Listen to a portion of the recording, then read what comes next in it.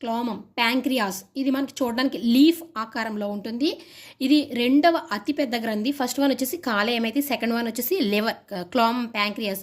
ఇది ఆంత్రమూలం యొక్క యు ఆకారపు సిక్యంలో ఇమిడి ఉంటుందన్నమాట. ఇది ఒక మిశ్రమ గ్రంథి, అంటే ఇది నాళాన్ని కలిగి ఉంటుంది, అదేవిధంగా డైరెక్ట్గా నాళ రహితంగా కూడా ఉంటుందన్నమాట. క్లోమంలోని నాళగ్రంథి భాగం ఎసినైతో ఏర్పడి క్షారయిత క్లోమరసాన్ని స్రవిస్తుంది. దీని యొక్క పిహెచ్ వచ్చేసి మనకి 8.4, అంటే క్లోమరసం క్షార గుణాన్ని కలిగి ఉంటుంది అనమాట. క్లోమంలోని వినాలి గ్రంథి భాగాన్ని లాంగర్హాన్స్ పుటికలు అంటారు. ఇవి ఇన్సులిన్, గ్లూకగాన్ మరియు ఇతర హార్మోన్లను స్రవిస్తుంది.